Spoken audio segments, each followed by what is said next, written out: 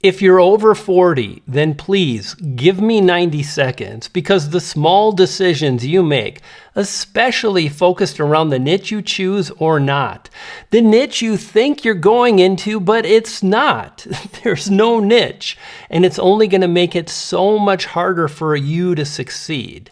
90 seconds, and if I don't satisfy you, if what I share doesn't make sense, then let me know. Leave a comment below, dislike the video. Let's talk about this. It's so very important. I want you to imagine a YouTube video that does well, your video, because if you publish videos and you just focus on the basic fundamentals, I promise that'll happen.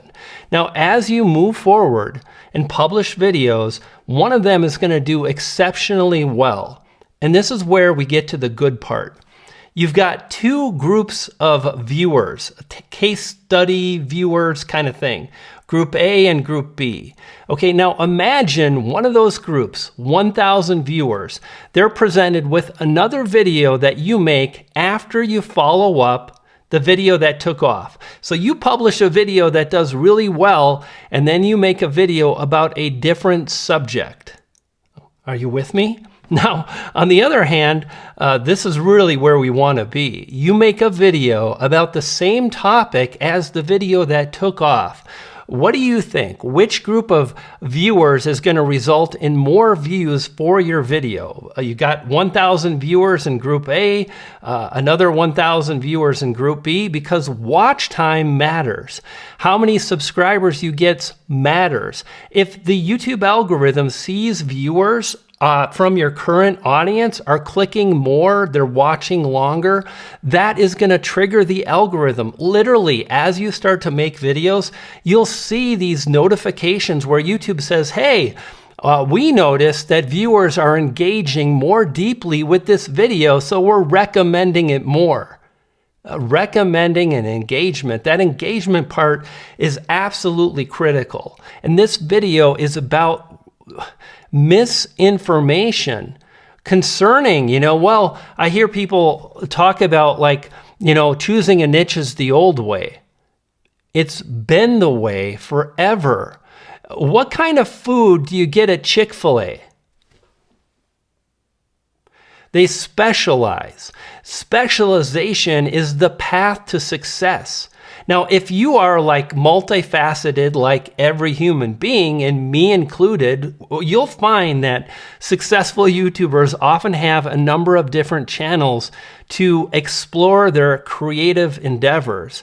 If you just want to have fun, awesome.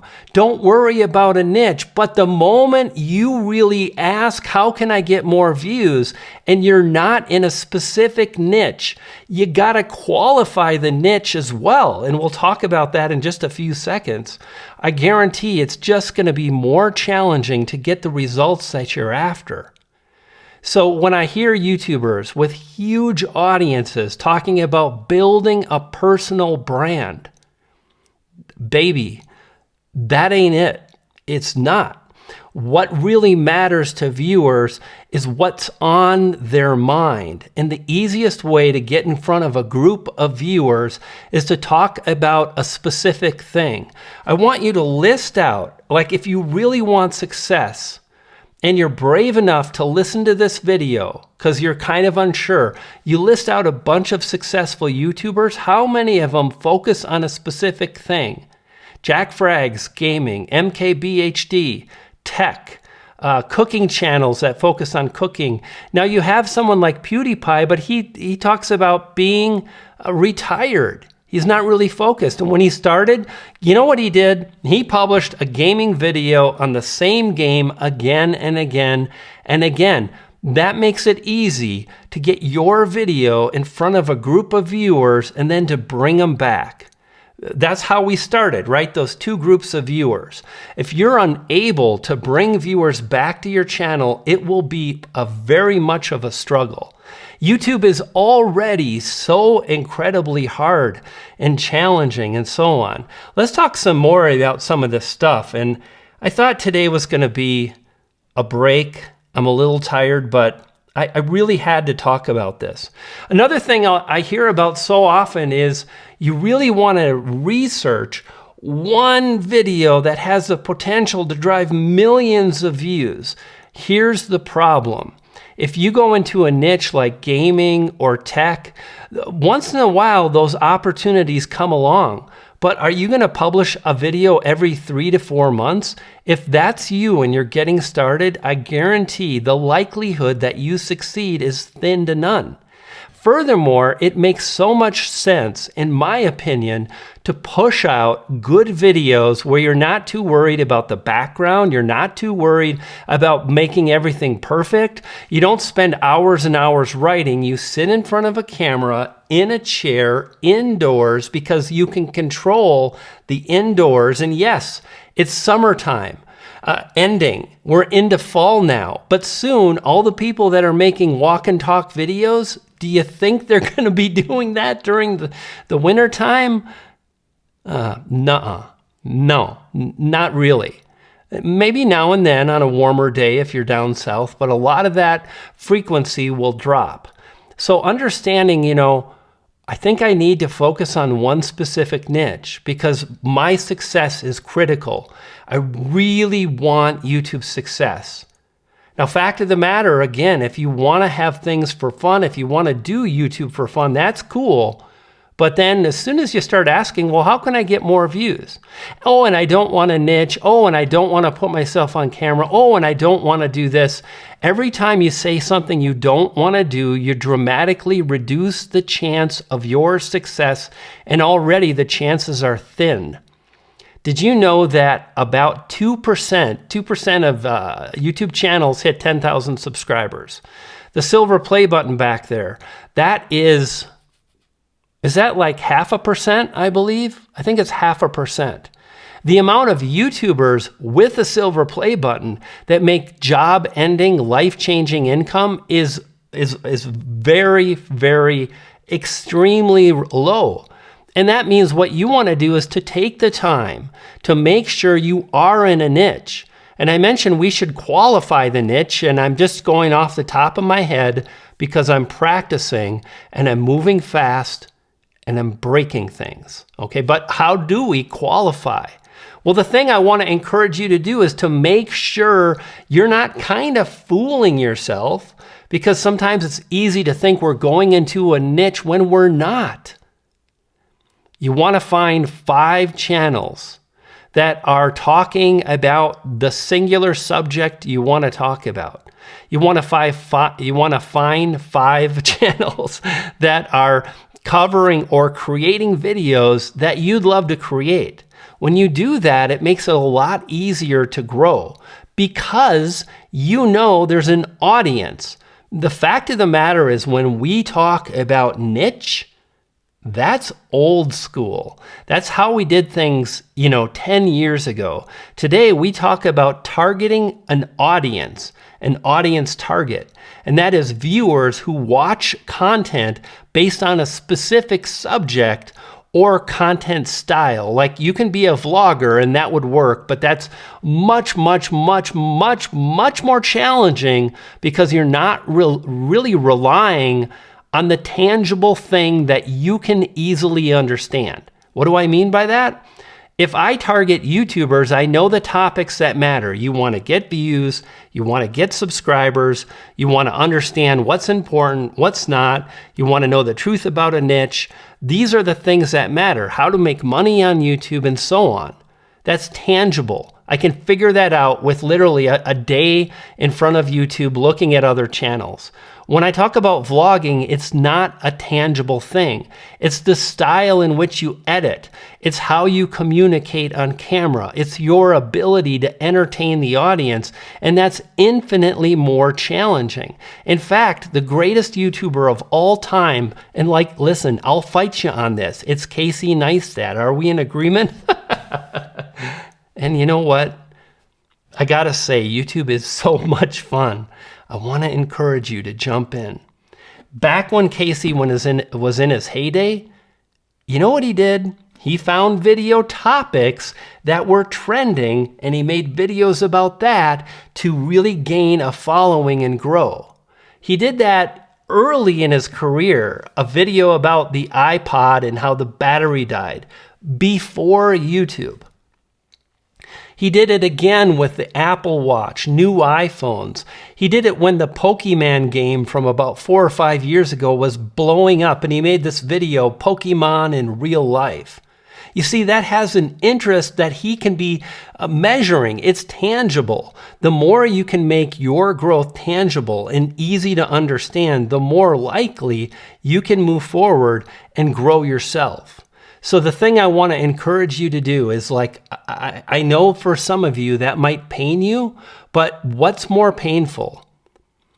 To start a channel thinking you're in a niche and hearing you can do it this way, and struggling again and again and again. Like, we're all going to struggle for 10, 20, 30, 40 videos, and then we're going to blow up. It might take you 10 or 100, but the more you focus on these things I'm talking about, the more likely you're going to make it happen, which means you get to decide. I'm just sharing what I know to be true, factual. People that say you don't need a niche, absolutely. Just as long as you've got millions and millions of followers, and when you pivot, you'll be left with hundreds of thousands if you're lucky, like 100,000, 10% if you're lucky. And I was talking about really researching for that huge video that's going to explode and allow you to get so many views. There is a huge problem with this, is that when you choose one singular niche and you really want to help people and you want to become an expert at all the things, you want to cover a bunch of different topics. Yesterday, I talked about the most important thing when it comes to YouTube success, and the video did poorly because it's one of the things most YouTubers don't care about. It's the thing that scares people, but I made the video because it's important. I'm not just here for money. I'm not just here to talk about, get you into my funnel and tell you what you want to hear. I want to share the truth. Now, fact of the matter is, if you're afraid to be on camera, great. But what about a voiceover? Can we do that? Can you bridge that gap? Like, what are you willing to do to get the views that you desire as you move forward? Can you choose a niche that's truly a niche based on a target audience where there are those 5 channels covering the same kind of thing? Then, my friend, you've got a niche. And furthermore, then when you start making videos, if you only target, and I'm thinking of one YouTuber, it's ridiculous.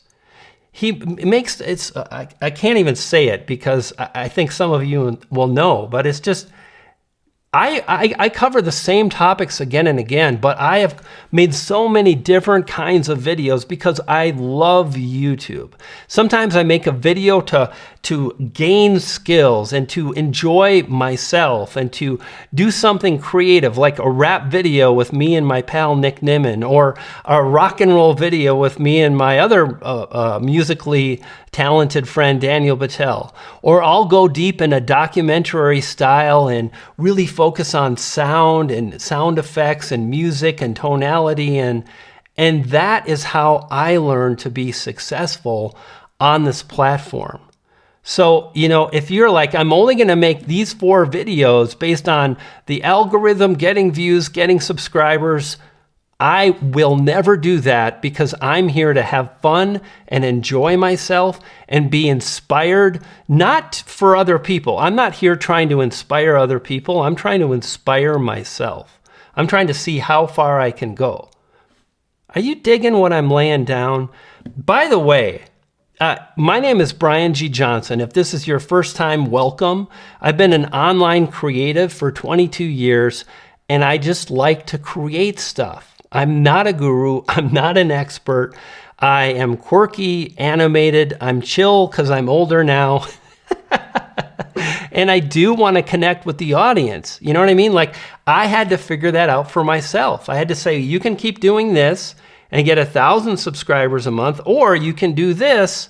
And I think this is the path. And by the way, that path led me to increased growth of about 4.5 times, as mentioned earlier. So I made a decision myself, So that is some thoughts on lies and misinformation. Another thing that is so old is file names. Like, when you make your video, make sure you name it based on a few words that people will search for. This is so outdated. The algorithm tracks and measures the engagement of viewers on YouTube. Like if you look at analytics, it says engagement. You see things like CTR and average view duration. All of these things are measurements of engagement. File names don't matter. If it was that easy to get a small boost, a lot of subpar channels would be in your feed more than you want, and you wouldn't be happy. So anytime you hear about file names, Another thing is tags. This is something that is like, wow. And furthermore, hashtags. If you're coming from the world of like Instagram, is that where hashtags started? I've really been focused on YouTube for quite a while. I've written a few books on affiliate marketing and building websites, and then I came to YouTube. And here on YouTube, how we do things is we do a video title, a compelling thumbnail, based on a topic that has viewer interest. We make that video and that's it. When you add a hashtag, you're actually adding another link off your video, which is going to end the watch time of that video. And viewers are looking at this page with other people's videos, not yours. So for me, I don't really do hashtags. I try to do tags, and the fact of the matter is right now I'm publishing fast, so I ignore them because they don't really matter. If you look at the fine text, it says, tags can be helpful if you misspell, if viewers make misspellings when they're searching. I prefer to really focus on only what's most important so I can free space up in my mind, which allows me to subconsciously focus on how to keep viewers watching longer. What's a better strategy? Oh, looks like that's over 40 thing is an emerging niche based on viewers that really makes sense for me. Do you know what I mean? Like I want to spot the real opportunity on YouTube. I want to focus on what's truly most important. Tags and hashtags are not it. File names, no way. And then the last thing is, how actually can you understand the YouTube algorithm and furthermore get a boost to your watch time? This screen right here represents how I'm dramatically increasing watch time to each video I publish. And this video now on the screen covers that exact thing. I want to encourage you to watch that video because it's very powerful and it's the easiest way to get more watch time and engagement.